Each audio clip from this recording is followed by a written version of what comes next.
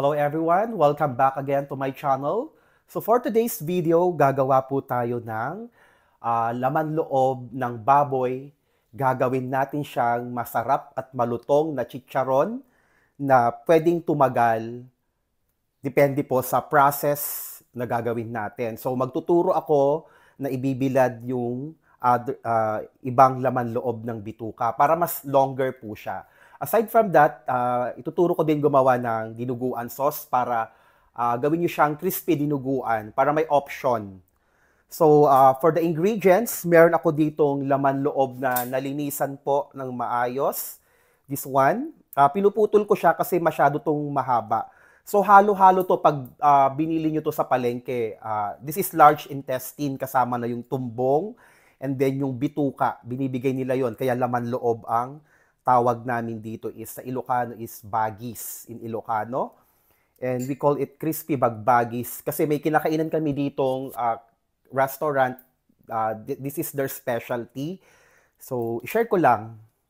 And then sa mga health conscious, this recipe is not for you.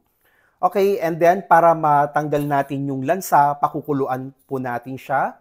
So, eyeball na lang po to, tantiameter na lang po ito. Meron ako ditong lemongrass stalk. I'm going to add in bay leaf or laurel, pounded garlic, chopped onion, sliced onion, and then sliced ginger. Pampatanggal din po yan ng lansa. And then I have here vinegar. Kung ano po yung alam nyong pampatanggal ng lansa sa lugar nyo, like yung iba, pinapakuluan nila to ng dahon ng bayabas. Nakikita ko po noon nung bata ako. And then we have here black pepper.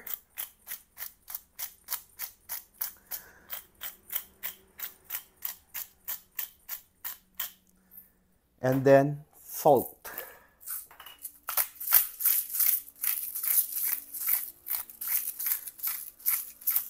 So yung iba, narinig ko din po, tawas daw or sinasabon. Kapag gumamit kayo ng chemical, make it sure hugasan nyo na lang ng maayos.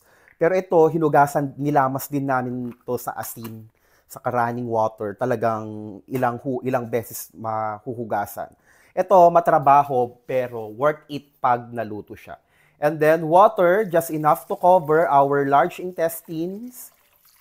Enough to cover. And let it boil for about 20 to 30 minutes or hanggang maging malambot. Actually, mabilis lang naman po ito lumambot.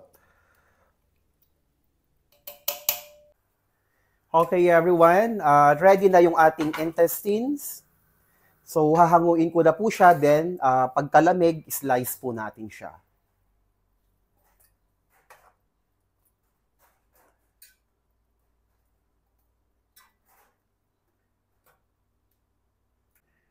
Okay, mga 1 inch, slice nyo yung laman loob ng 1 inch. Ako kapag nagluluto ako nito, sinasabay ko ng pakuluan yung bituka. Pero pag nag-fry, pero ihiwalay nyo po yung bituka kasi iba yung pagkakaluto. Mas mabilis ang intestine kaysa yung bituka. Yung bituka kasi ng baboy, mas makapal po siya, mas thick. Pero sa pakulo, sabay na. Ito po, pagka-slice nyo to, with running water, huhugasan pa rin po siya. Don't worry kasi magsisison naman tayo kapag naprito na natin to. Pinainit ko yung ating mantika at 180 degrees. Hindi kailangan madaming mantika kasi mag-overflow siya. Then, splattering. Gamit kayo nito para iwas talsik.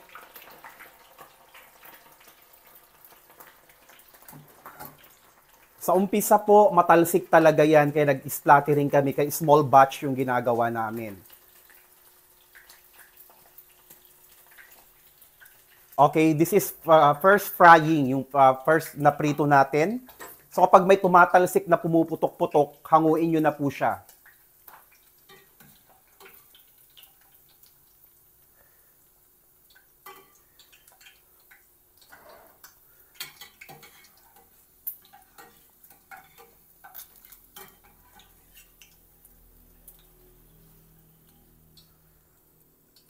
Touch niyo po, malutong na siya. Pero hindi pa yan yung final.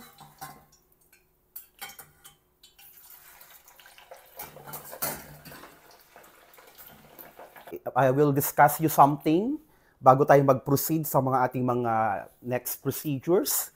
Ito yung prinito ko. Okay. So medyo may mga malutong na siya na part. Ito siya.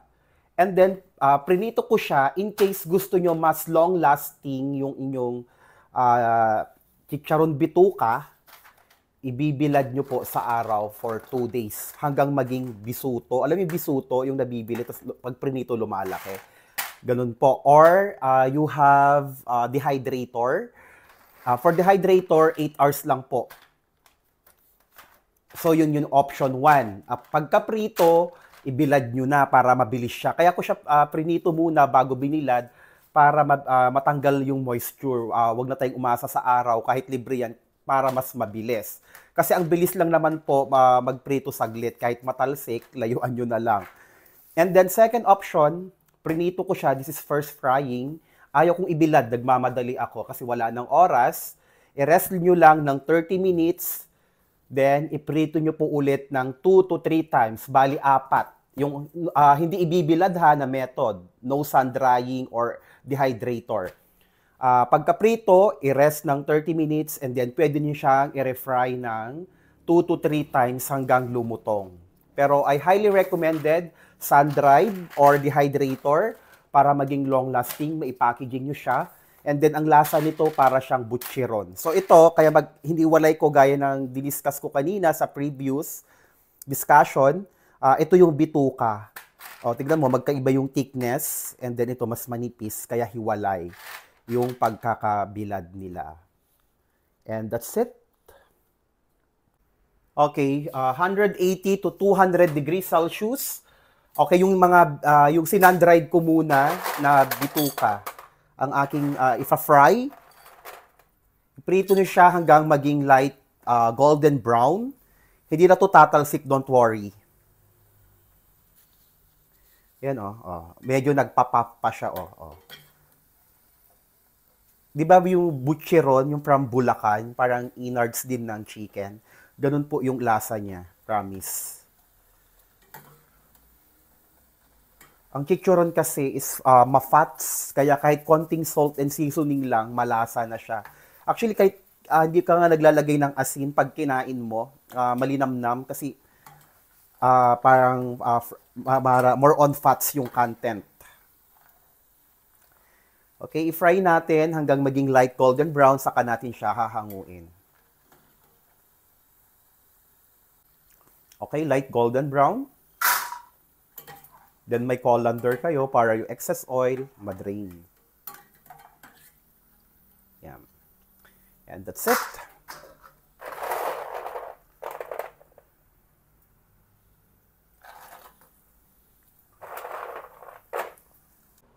Okay, habang pinapalamig natin yung ating chicharon bituka, for now, I'm going to teach you the dinuguan sauce. So, I have here dugo ng baboy, then minced garlic, water, calamansi juice instead of vinegar, but you can use vinegar. Pero mas gusto ko ang asim ng calamansi, cooking oil, then minced onion, minced ginger, vetchin, which is optional sa hindi gumagamit, and then siling panigang, salt, patis, laurel, and pepper. I-season din natin siya sa pepper, of course, and according to taste. Okay, mag-gisa na po tayo. Okay, mainit na yung ating pan. So it's time to add the cooking oil. Then I'm going to saute the onion, ginger, at the same time, the garlic. So we don't want to burn our aromatics, just sweat it, okay?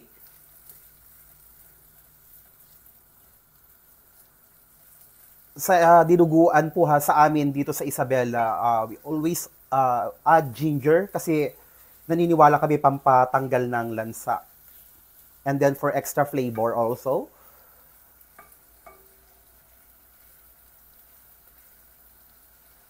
And I'm going to add in our siling sigang also para ma-infuse na din yung aroma niya.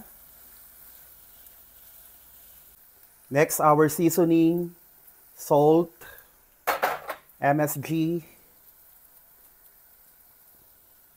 then patis, pepper, according to your taste. Ma-pepper po talaga ako, kaya gusto ko madami. Then water. Hindi ko muna ilalagay yung ating dugo. Maluluto po siya kaagad. So pagkalagay ko ng water, next is our dugo ng baboy. Hayaan lang natin kumulo yung ating sauce. Talagang sinasadya ko matagal pakuluan hanggang lumapot kasi gusto ko talaga make sure dugo yan namatay yung mga mikrobyo or bacteria. So pasadya po talaga yan. So sa thickness, it's up to you kung gaano ka lapot. So gusto ko medyo runny kasi since this is a sauce. Pero yung ibang Ilocano dinuguan, gusto nila yung sobrang lapot yung dinuguan nila. And then mamaya ko na ilalagay yung kalamansi. Lastly, add kung yung lapot niya is na-achieve na natin, saka ko lang siya i-add, then off. Okay, medyo thick na. Ito yung gusto kong consistency ng aking dinuguan sauce. So, ilalagay ko na yung kalamansi. So, yung sourness ng kalamansi is according to your taste. Naglagay ako ng adjustment sa recipe. Hindi ko na sinabay yung kalamansi. Why? Pag pinapakuluan po kasi ng matagal, nawawala po. Nagdi-disappear yung sourness ng kalamansi. So, pakuluan ko lang saglit. I think it's now ready. So, kung gusto nyong very smooth yung dinuguan sauce, you can blender it. Okay, gagamit po ako ng emulsion blender or blender para ma-puree. Then, tanggalin niyo po yung laurel. Iniwan ko yung sili, kasama po siya sa ma-puree kasi yung dugo po may buo-buo siya.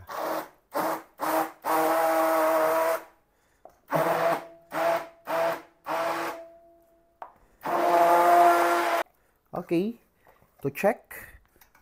Yan, totally puree yung sili, hindi na siya buo-buo. Kasama na siya para mas masarap po siya. Okay, and that's it. After lumamig ng ating chicharon bituka, isi-season ko po siya ng salt. This is iodized salt. So, tansyahin nyo lang po. Then, MSG, pinch. Then, toast. Then, bago niya siya i-packaging, make sure malamig na malamig ha. Kasi magkukos po ito ng moist. Wala ding kwenta na binilad nyo siya kung mainit yung pinackaging. And then, sa salt and MSG according to your taste. So, ito naman yung ating hindi binilad. Direct siyang frinay ng 3 times. Compare. Ako mas gusto ko yung na-dry. Mas iba yung crispiness po niya. That's it. Sarap. Okay everyone, sa packaging na po tayo. Naubusan kami ng pouch bag na 100 grams. Meron to sa online, pouch bag. Kasi meron po siyang ziplock. Ito siya. Nilalak niya para hindi pasukan ng hangin. This is for 50 grams. Naubusan po kami ng 100 grams. This is too small. Pero meron kami ditong parang microwavable tub. Nilalagay ko po dito banana chips. So, importante ha, timbangin nyo po ha. So, pinapakita ko lang po sa demo. Yan. Any container, as long, airtight container, yung to make sure na hindi pasukan ng hangin para malutong po siya. Ito kasi, meron siyang, hindi ko nilalagay yung banana chips ko na iba. Tatanggalin to para mabuksan siya. So, airtight. So, may kanya-kanya tayong way how to cook dinuguan or chicharon crispy dinuguan. So, hope you like it, my video. So, aside from dinuguan sauce, meron din po ako ditong spice vinegar. Dato puti or any spice vinegar that you have. So, bago ko i-close, ipaparinig ko muna yung kung gaano ka-crispy yung ating chicharon bituka with dinuguan sauce. Okay, everyone. Hope you like it and see you soon for my next video.